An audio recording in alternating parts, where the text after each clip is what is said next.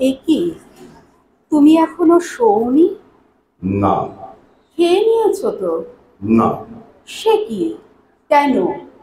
রাত 12টা বাজে। তুমি জানো রাত 12টা বাজে?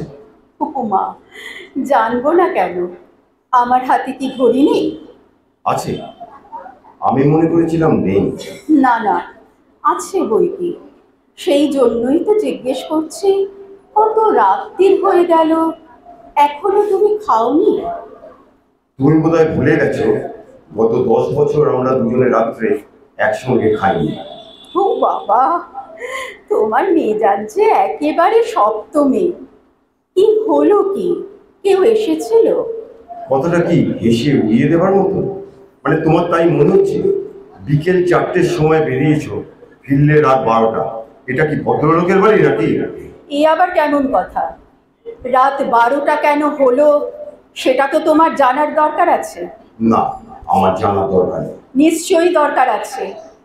কারণটা না জেনে তুমি অযথা মেজাজ গরম করবে, তা তো হবে না। এটা ঝগড়া করার সময় নয়, ঘুমোবার সময়। আমার ঘুম পেয়েছে, আমি যাচ্ছি। তার মানে তুমি খাবে না? না, খিদে নেই। খিদে নেই না খাবার ইচ্ছে নেই, কোনটা? আহ, কেন শুধু শুধু কথা বাড়াচ্ছ? বলছি না আমার ঘুম পেয়েছে, আমি শুতে যাচ্ছি। না, দাঁড়াও। চন্দননগর থেকে শ্যামবাজার আসতে কতক্ষণ সময় লাগে বলে তোমার মনে হয়? ফাংশন শেষ হবার সঙ্গে সঙ্গে আমি ফোন করেছি, একবারও তোমায় পাইনি, শুধু এনগেজড আর এনগেজড। হ্যাঁ, তোমার প্রিয় পাঠক পাঠিকাদের ফোনে তোমার কুশল সংবাদ দিতে দিতে তখন আমি ক্লান্ত হয়ে পড়েছি। আসার পথে সুনীলদা, নবনীতাদি, অমিতাভদাকে পৌঁছে তবে তো আমাকে পৌঁছে দেবে। রাত হবে না? তোমার দাদা দিদির নামের লিস্টটা আমায় না শোনালেও চলবে। ও, এরা তো এক সময় তোমারও প্রিয় দাদা দিদি ছিলেন, তাই না? হঠাৎ তারা আজ আমার দাদা দিদি হয়ে গেলেন কি করে? সেটা জানার তোমার দরকার নেই। তুমি জানো, অবান্তর কথা বলাটা আমি একদম পছন্দ করি না। আমি শুতে যাচ্ছি। শোনো, তুমি যাবে না। এসো, বসো। বসো তুমি। আমার কটা কথা তোমায় শুনতেই হবে। না, তোমার কোনো কথা শোনার আমার এতটুকু ইচ্ছে নেই। এই যে আজ বিকেল 4টে থেকে রাত 11টা পর্যন্ত তোমার অন্তত 20খানা ফোন এসছে, নামগুলো লিখে রেখেছি, দেখে নি। তা রাগটা কিসের জন্য হয়েছে? রাত করে বাড়ি আসার জন্যে, না 20টা ফোন আসার জন্যে? তোমার যথেষ্ট বুদ্ধি আছে, নিজেই বুঝে নাও। এক সময় আমি কিন্তু সারা দিনে তোমার অন্তত 60-70টা ফোন রিসিভ করেছি। কোথায়? আমার তো রাগ হয়নি, আমার আনন্দ হয়েছে, গর্ব হয়েছে। কবি হিসেবে আমার স্বামীর যে এতটা নাম, তার জন্য নিজেকে খুব অহংকারী মনে হয়েছে। তোমার স্ত্রী হওয়ার অহংকার, বিখ্যাত কবি দিবাকর বোসের সহধর্মিণী হওয়ার অহংকার। তাই এই কথাটা আজকে নতুন করে বলবার কি আছে? আছে আছে, বলবার আছে। লিখতে আমি কোনো দিনই চাইনি, তুমি ইনসিস্ট করতে লিখতে। আমি ভয় পেয়েছি, তুমি ভয় ভাঙিয়েছো, সাহস দিয়েছো সব সময়। বলেছো লেখা তোমার রক্তে, লেখক বাবার মেয়ে লেখিকা হবে, এতে ভয়ের কি আছে? বলনি, বলনি তুমি এটাই নর্মাল? তার সেই নর্মাল আজ হঠাৎ এমন অ্যাবনর্মাল হয়ে গেল কি করে? কারণ ব্যাপারটা নর্মাল নেই বলে। তাই তোমার লেখাকে উৎসাহ দিতে গিয়ে আমার একবারও মনে হয়নি যে লিখতে গিয়ে তুমি একবারও আমার দিকে তাকাবে না, সংসার থেকে পুরোপুরি সরে যাবে। মানে এতটা মিথ্যে কথা তোমার বলতে সংকোচ হচ্ছে না? লজ্জা হচ্ছে না? কথাটা তোমার মিথ্যে বলে মনে হচ্ছে না? না, মিথ্যে নয়। নিজের মনকেই জিজ্ঞেস করে দেখো, কতদিন কতদিন তুমি রান্নাঘরে যাওনি, আমার পছন্দ মতো কিছু রান্না করে দাওনি? কতদিন? তুমি নিজের মনকে প্রশ্ন করে দেখো, জিজ্ঞেস করে দেখো। এক সময় তুমি আমায় বলেছিলে কিনা, একদম রান্নাঘরের দিকে যাবে না, লোক আছে সে রান্না করবে, তুমি শুধু লিখবে, মন দিয়ে লিখবে। বলনি, বলনি তুমি? বলেছিলাম। তার মানে এই নয় যে কখনোই রান্না করবে না, কখনোই তুমি আমার কথা ভাববে না। এই কথাটা তুমি বলতে পারলে? হ্যাঁ, আমি তোমার কথা ভাবি না, আমি তোমায় ভালোবাসি না, বলতে পারলে তুমি? 3টে পুজো সংখ্যার লেখা আমার হাতে। স্বভাবতই আমি একটু ব্যস্ত হয়ে পড়েছি, হয়তো হয়তো সেই জন্যই একটু কম নজর দিয়েছি তোমার দিকে। তাই বলে তুমি এই কথা বলবে যে আমি তোমার কথা ভাবি না? ঠিক আছে, ঠিক আছে, আমি সম্পাদকদের কালই জানিয়ে দেব আমি আর লিখবো না। আপনারা অ্যাডভান্সের টাকা ফেরত নিয়ে যান। হ্যাঁ, তা না হলে 16 কলা পূর্ণ হবে কি করে? দিবাকর বোসকে আরো নিচে না নামালে তোমার চলবে কি করে? তুমি কি বলছো তুমি বুঝতে পারছো? নেশা যে করনি সেটা তো বুঝতেই পারছি। নেশা না করেই ভুল বকছো। ভুল বকছি? হ্যাঁ হ্যাঁ, ভুল বকছো, ভুল বকছো তুমি। তা না তো কি? একটা কথার উত্তর দাও তো, তুমি কি চেয়েছিলে? তোমার বউ লিখবে কিন্তু বাইরে বেরোবে না, সে শুধু তোমার সঙ্গে বেরোবে আর কারোর সঙ্গে না। কিন্তু আমার সঙ্গে তুমি কোনো দিন যাবে না, কোনো ফাংশনে নয়, সাহিত্য সভায় নয়, কোথাও নয়। তোমার সম্মানে লাগে। তাহলে তাহলে তোমার বউ কি করবে? তার তো কোনো সঙ্গী নেই, বাচ্চা নেই, সে একেবারে একা। কতক্ষণে তুমি বাড়িতে আসবে তার জন্য সারাদিন সে শবরের প্রতীক্ষায় থাকবে। এই তো চেয়েছিলে তুমি। হ্যাঁ হ্যাঁ হ্যাঁ, এই চেয়েছিলাম আমি অম্বা বোসের স্বামী হয়ে বাঁচতে চাইনি, তার সেক্রেটারি হয়ে বাঁচতে চাইনি, আমার নিজস্ব পরিচয় কবি অধ্যাপক দিবাকর বসু হয়ে বাঁচতে চাই। কেন কেন চেয়েছো? তোমার সাফল্যের আলোয় যদি আমি আলোকিত হতে পারি, তবে আমার যশের কিরণে তুমি কেন উদ্ভাসিত হবে না? কেন? কোথায় লাগছে তোমার বলো? তুমি তো সেই দিবাকরই আছো। আমি তো কোনো দিনই তোমার ধারে কাছে যেতে পারবো না, আমার সে ক্ষমতাই নেই।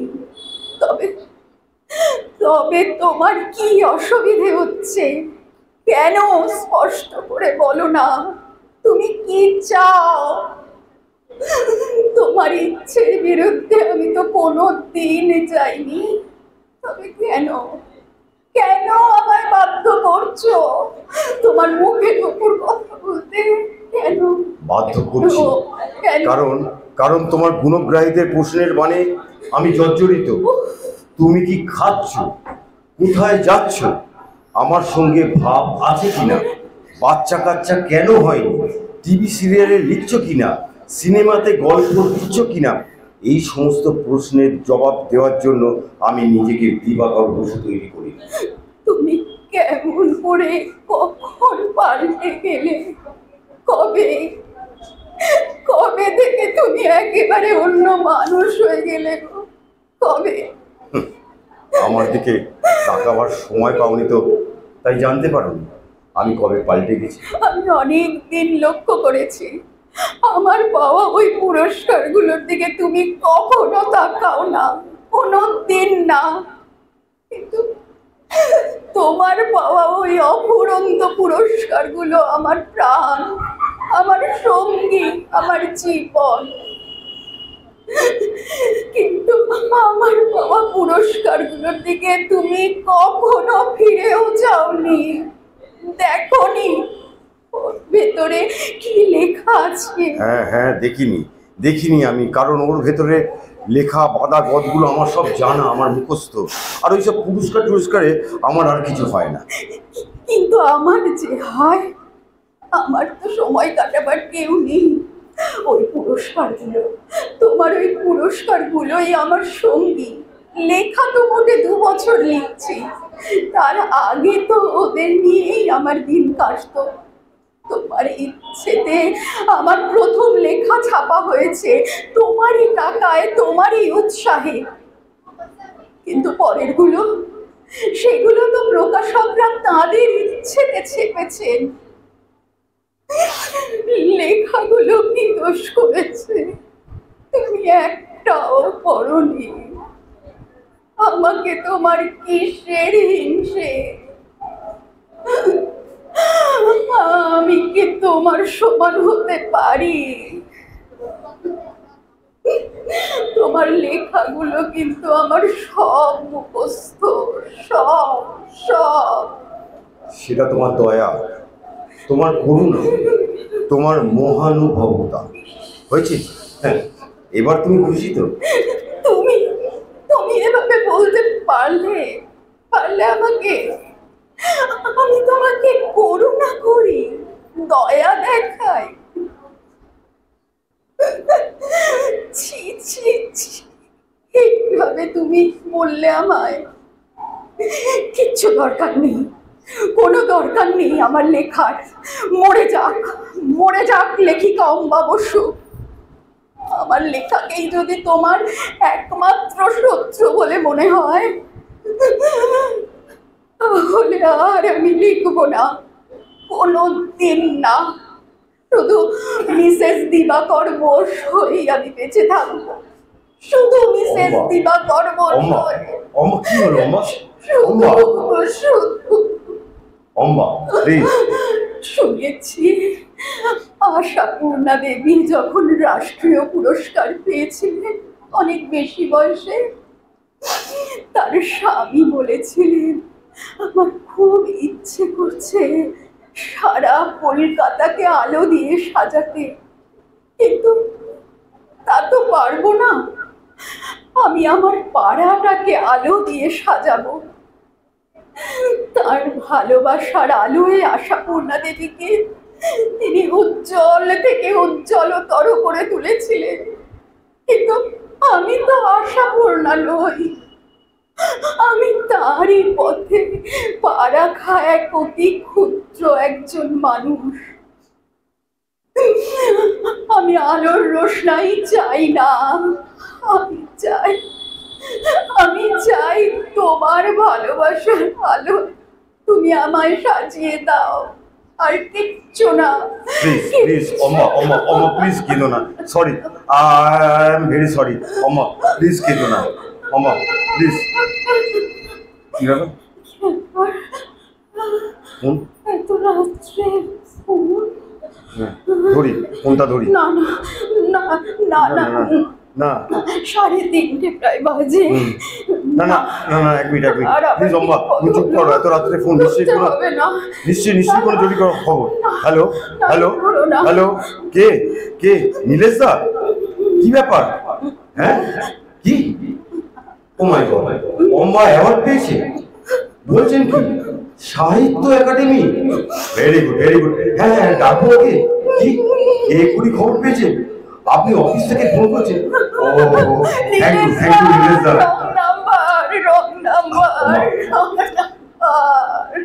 রং নাম্বার। আপনি ভুল জায়গায় ফোন করেছেন। এখানে অম্বা বসু থাকে না, এখানে অম্বা বসু। প্লিজ অম্বা চুপ করো। হ্যালো নীলেশ দা, রাখছি। হ্যাঁ, কাল সকালে দেখা করবো। আচ্ছা।